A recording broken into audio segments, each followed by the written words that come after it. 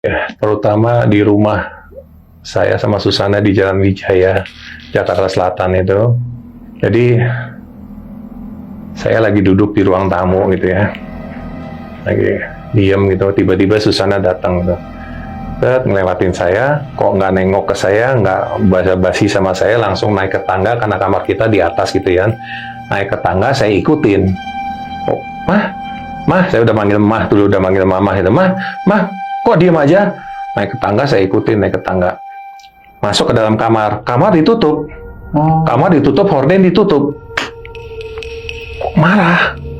Kenapa nih kok Susana marah? Salah saya apa? Saya nggak melakukan apa-apa, kok tiba-tiba marah seperti itu? Saya buka pintunya pelan-pelan, saya buka hordennya. Kenapa? Kok pintu ditutup, horden marah kenapa? Ini Susana nggak ada.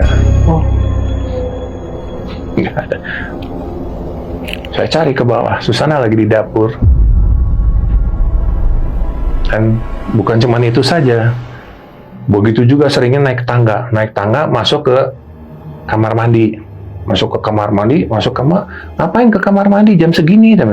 Saya masuk ke kamar mandi, kosong kamar mandinya. Saya lihat Susana masuk ke kamar mandi itu, saya lihat itu.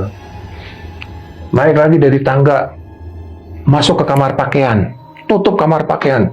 Saya kejar, saya buka kamar pakaian, nggak ada di kamar pakaian. Nanti tengah malam jam 2 saya ditelepon, sebelah rumah itu kan kelurahan, ditelepon sama Hansip. Pak Cliff, itu Ibu Susana ngapain jam segini di luar, duduk di batu? Hah? Mana? Itu Pak, saya barusan ngomong sama Ibu Susana. Susana tuh lagi di batu di luar tuh, di belakang rumah, di pintu belakang. Tapi saya ajak ngomong Susananya diam saja. Oh ya udah, saya bilang itu. Karena saya tahu Susana tuh lagi di tempat tidur di samping saya.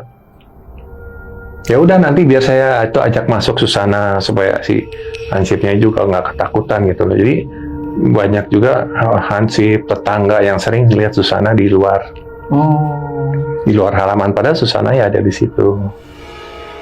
Nanti ada adegan di dalam rumah, lihat Susana lagi jalan-jalan di dalam rumah keluarga gitu kan. Loh, Susana tuh kan lagi ke luar negeri, lagi pergi ke Singapura. Kok itu siapa? Jalan-jalan di dalam rumah Susana. Dan yang paling angker itu yaitu yang di tangga yang mau menuju ke kamar itu yang paling sering kejadian itu. Yang di dalam rumah wujudnya Susana sendiri itu. Jadi pernah suatu malam juga, ya rata-rata sekitar jam 1:30 jam 2 pagi itu kejadiannya. Itu Susana kebetulan lagi tidur di kasur. Saya turun ke bawah ke karpet karena lagi istilahnya lagi gerah lah gitu, lagi panas gitu. Saya tidur di bawah di karpet.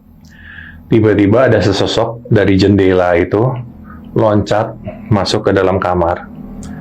Itu pakai baju merah-merah gitu, celananya segini, sedengkul, di bawah dengkul itu, pakai ikat kepala itu, kayak model ini loh, Muay Thai. Muay Thai tahu ya? Yeah. Silat Muay Thai, Thai boxing seperti itu, bentuknya seperti itu.